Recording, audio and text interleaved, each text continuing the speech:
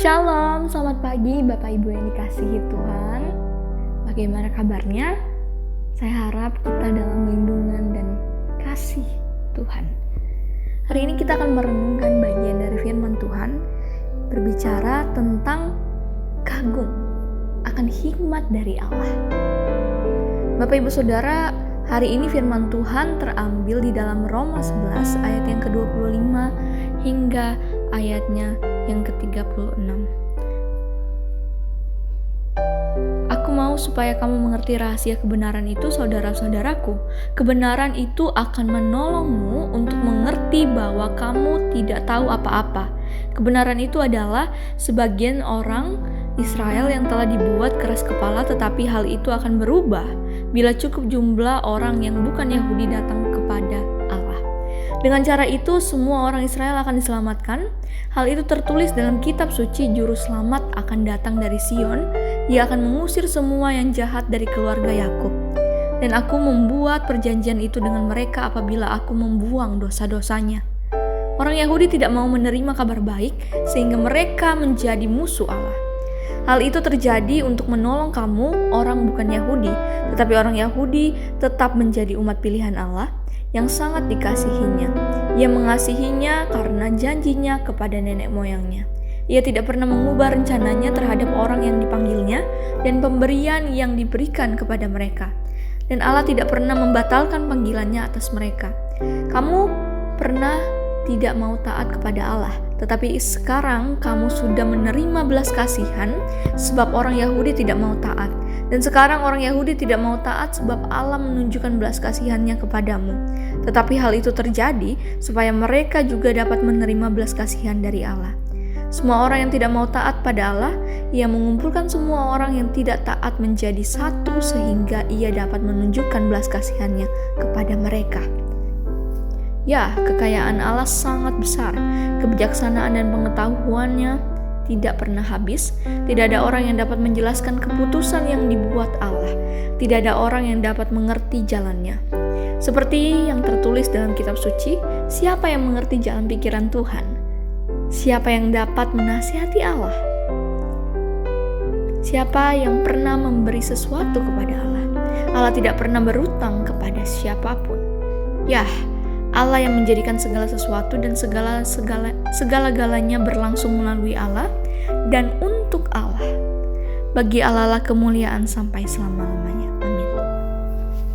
Bapak Ibu Saudara, pernahkah Bapak Ibu Saudara merasa sangat putus asa dalam hidup? Seolah bahwa hidup tidak memiliki arti dan tidak tahu apa yang harus dilakukan. Tapi Bapak Ibu Saudara, saat merenungkan tentang kasih dan pengampunan Allah, awalnya merasa skeptis, tetapi kemudian mulai membaca Alkitab dan mempelajari tentang iman Kristen. Meskipun mungkin dalam kondisi merasa putus asa, Allah masih mempunyai rencana yang indah. Bapak Ibu Saudara, sama halnya dengan jemaat di Roma. Mereka yang baru bertobat dan menjadi pengikut Kristus. Di sini Paulus menegaskan agar mereka rendah hati. Paulus mengingatkan, sebab saudara-saudara, supaya kamu jangan menganggap dirimu pandai, aku mau agar kamu mengetahui rahasia ini. Sebagian dari Israel telah menjadi tegar sampai jumlahnya penuh, dari bangsa-bangsa lain telah masuk.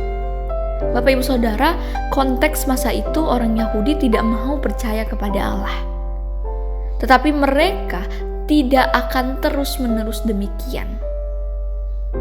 Allah telah menentukan beberapa banyak orang non-Yahudi yang akan percaya kepada Dia. Jika sudah lengkap, maka orang-orang Yahudi tidak akan lagi menolak untuk percaya kepada Allah.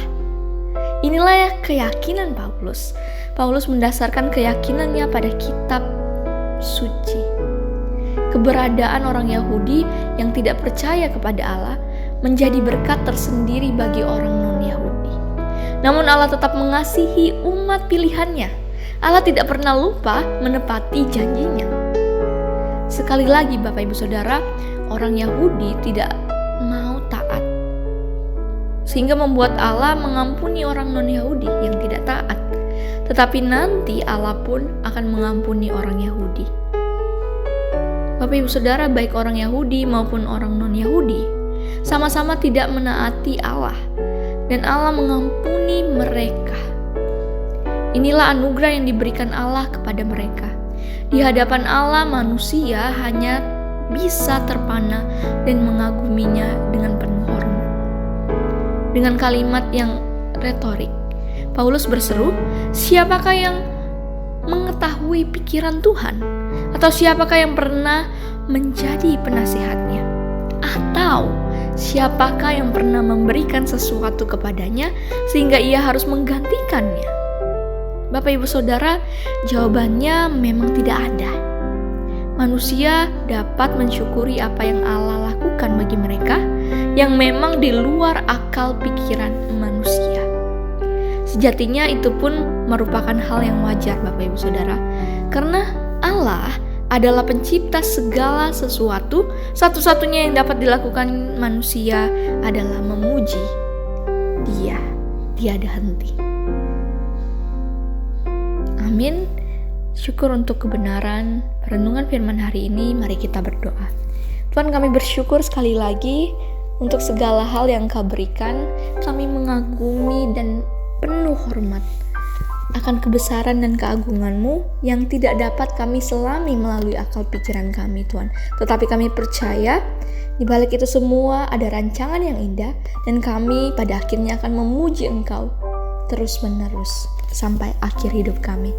Kami rindu juga berdoa, Tuhan, untuk saudara-saudara kami yang berulang tahun, untuk Christopher Kurnia Tanamas dan Marcelo Wicaksono. Kami menyerahkan setiap dari mereka untuk setiap hal yang mereka butuhkan.